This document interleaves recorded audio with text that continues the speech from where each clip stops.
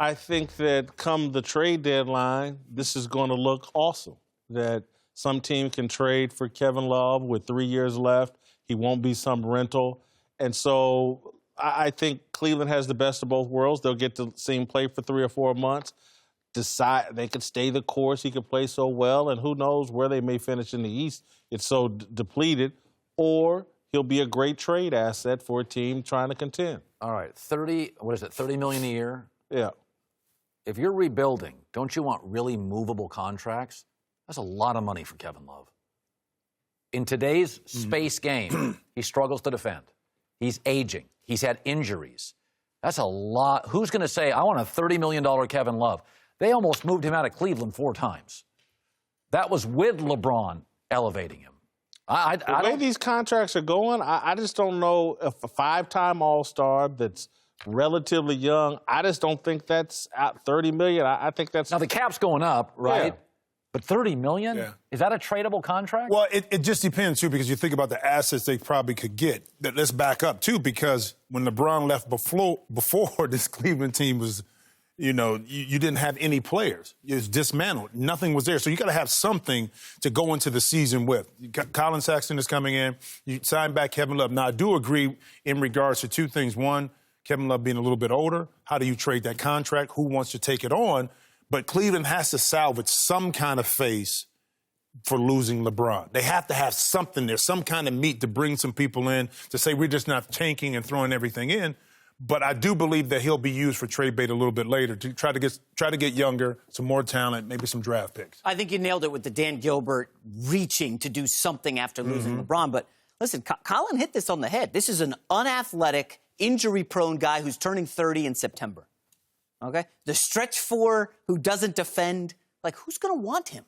He's like a good number 2 or number 3, maybe. I think he's a good 3. Yeah. 3. And what team, too, that's a championship caliber team? Because you think about that's who you're going to trade and get value for. A team that's younger that probably is still trying to figure it out. What values do they have that make sense to bring in an older player like that? Think about how many of the good players in the league are now forwards. You got to defend LeBron. You got to defend Kawhi. You got to defend Durant. Kevin doesn't defend those guys. Let's say they're the 4th-place team in the East next year. Ooh, that's what the East? That's pretty good. Washington, Milwaukee. Yeah.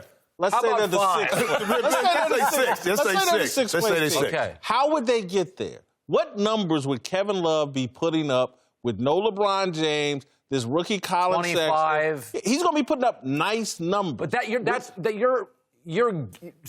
that's not fact. That is you saying they'll be a 6th seed. I don't think they'll make the playoffs. You're saying he's averaging 25. I think those days are Isn't it done. Minnesota all over again? Why? Big number. Why won't he put up the same player? You know why? Because in Minnesota, you got to think about it, he played on the post a lot more. Kevin Love got a lot of touches inside. He was the main factor. He's gone away from that. Keep in mind, when... Can't go back? No, here's the thing. When you've gone away from that for so long, like Chris Bosh, you get uncomfortable in that position because you haven't been down there. Think about when they post him up. He has to think about his move, not to say that he can't be effective, but he won't be the Kevin Love that we saw in Minnesota. It's not a back-to-the-basket league anymore. Like, he's a shooter. And he needs somebody to create for him right now. And he's also been injured the last couple of years. I just think he's going to put up numbers and people come February and wait, man, look at those numbers Kevin Love put up, and at that price, it won't seem ridiculous to trade for him at the deadline and think I'm going to make a run. I think they put themselves in a good position. Listen, if I'm Toronto, not every movie has to be a franchise. I can just make one great movie. We're going to just have one great year. We upgraded. He's better than DeMar. Let's go have a great year. And then if you don't want to stay, we're sitting there thinking 50-50. If he stays, boy, look at Toronto's history. He'd be the best player they ever had, wouldn't he? If you're the Clippers, would you not? Would you oh, be no, concerned? that's a great question. The Clippers, well, what's their history? You take Kawhi Leonard. If you're the Celtics, maybe, with all their pieces. Right. If you have Ben Simmons at Embiid, I'm not sure. But you're mentioning Toronto and the Clippers, the Dallas Mavericks. I would take him in a heartbeat. But here's the thing, too. With Kawhi, we always talked about it internally. They loved Kawhi because he was quiet. He went about his business. He was professional. He didn't create any waves. Now, when you can't communicate with him to keep him to stay because he's upset, now it's hard to deal with him from that. But He's a mystery. But you love when he was a mystery That's before. funny.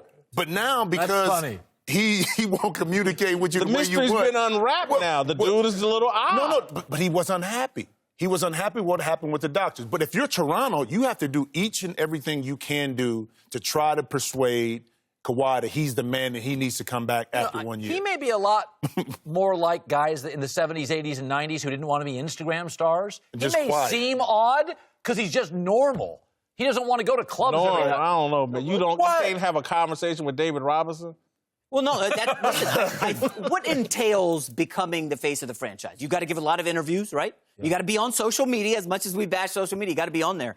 And you got to be like that personality in the locker room. Yeah. This isn't Kawhi Leonard, but I got to agree with these guys. I don't think it matters. You got a star who's going to put up 25 and 5 and Plays play both great ends. defense. Yeah. Like, I don't care if he doesn't talk to anybody. Listen, there's not. I mean, you get past the 7th pick in the NBA draft, you start running out of players. There's not a lot of Kawhi Leonards on the market. I get it. The only thing where I'm a little bit worried about is he got to play in Pop's system. Right. Where I think it fit his personality, and they put a system together that exploited his skills. Wherever he goes from here on out, unless it's Brad Stevens, he's not going to be playing for as good a coach as Greg Popovich. And so when you take that system away and you add the quirkiness and his lack of communication, that's, to me, a potential issue. Because, and so Pop figured out, hey, here, we know how to use him, we're going to put him, blah, blah. It wasn't because they sat down and talked it out. It's just like, Pop's a genius. He works that way in basketball. I just don't know if Kawhi, you just move him and set him in any city and think it's just going to work. But I'll say this. Let me defend him. Charles Barkley was a riot from day one. Hated to practice. Didn't play a ton of defense. You know, I love Charles. We do because he gives us content. But Charles is an outlier. Most athletes would rather not do a ton of interviews. I mean, most athletes aren't Steve Nash. They want to get into documentaries and they want to... No. But my point is about communicating with the coach. Again, I think Pop was able to pull something off without a lot of communication with Kawhi because Pop's just that smart and that good. I think most coaches actually need to communicate with their athletes in order to figure it out. I believe that, too. And I think Kawhi's situation was so great because expectations were low coming out of college. He played with Duncan, Ginobili, and Parker, so he was able to learn. They were able to bring him along slowly.